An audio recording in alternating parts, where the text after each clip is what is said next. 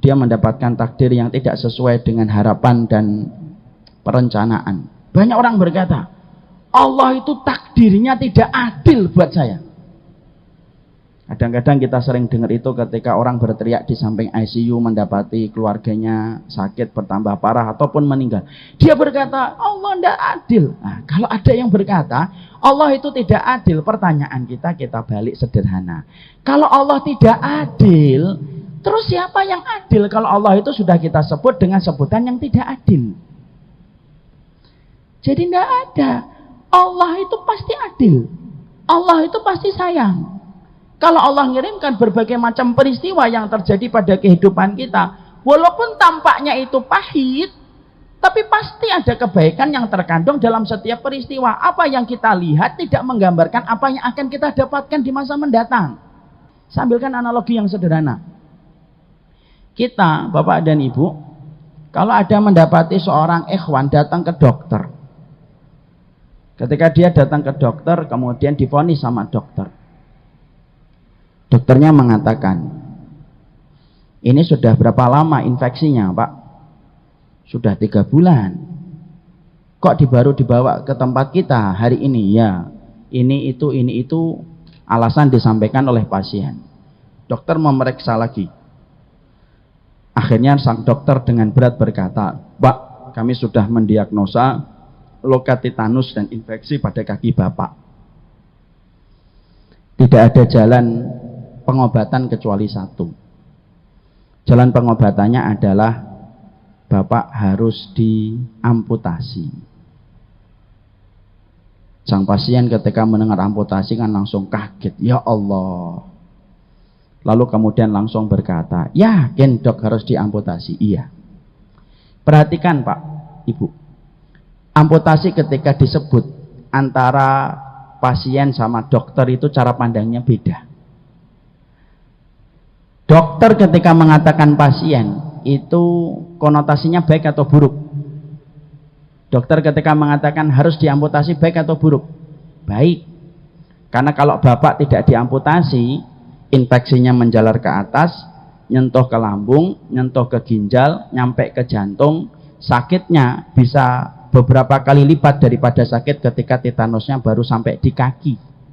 Akhirnya menyebabkan kematian yang fatal. Itu dokter. Dokter ketika mengatakan amputasi itu konotasinya baik. Beda dengan pasien. Pasien ketika mendengar amputasi, pasien itu nyangkanya, ya Rob, dari 2 kaki menjadi 1 kaki.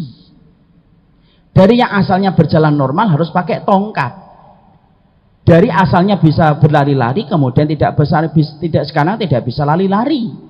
Makanya kemudian pasien ketika mendengar amputasi karena konotasinya buruk, perhatikan.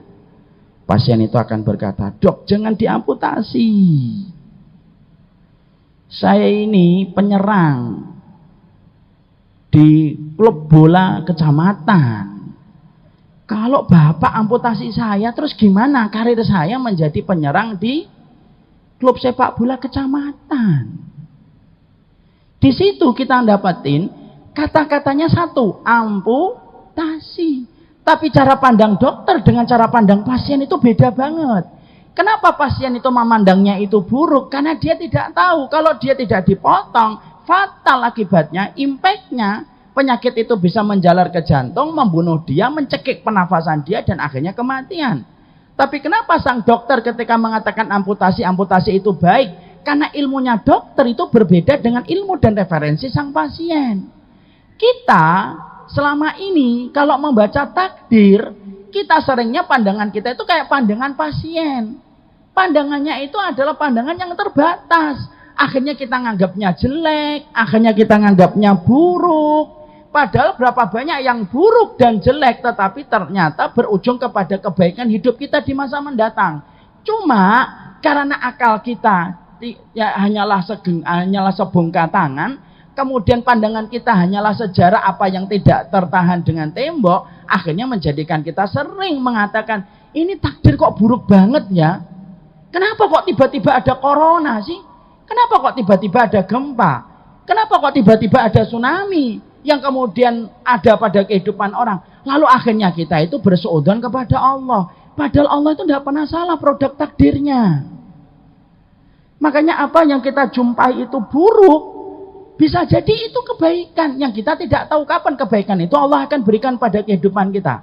Lihat Rasulullah, Nabi Muhammad ketika beliau terusir dari kota Mekah, lalu kemudian terusir dari kota Mekah untuk pindah ke kota Madinah. Kalau kita pikir secara logika, terusir dari kota Mekah itu kan buruk karena terusir. Padahal kota Mekah itu kota kelahiran Rasulullah. Nabi itu yang paling berhak untuk menguasai kota Mekah itu Nabi Muhammad. Kenapa? Karena beliau keturunan langsung dengan Nabi Ibrahim yang membangun kota Mekah. Tapi justru ketika Nabi terusir dari kota Mekah pindah ke kota Madinah, justru di kota Madinah yang identik dengan pandangan mata itu kalah karena terusir dari kota Mekah. Justru kota Madinah itu akhirnya memberikan buah yang manis. Kemenangan Nabi itu bukan ketika di Mekah, tapi kemenangan Nabi diperoleh dari kota Madinah. Jadi di situ kita menjumpai takdir itu tidak ada yang salah.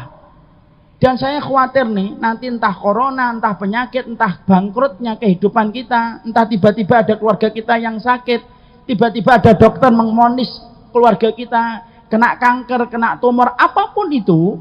Tiba-tiba anak kita divonis oleh dokter bahwasanya terkena penyakit yang berat. Pastikan takdir tidak ada yang salah. Yang salah itu cara kita memanca takdir itu. Karena Allah tidak pernah mampu mengeluarkan produk yang gagal ketika memberikan mandharat dan keburukan bagi kehidupan manusia.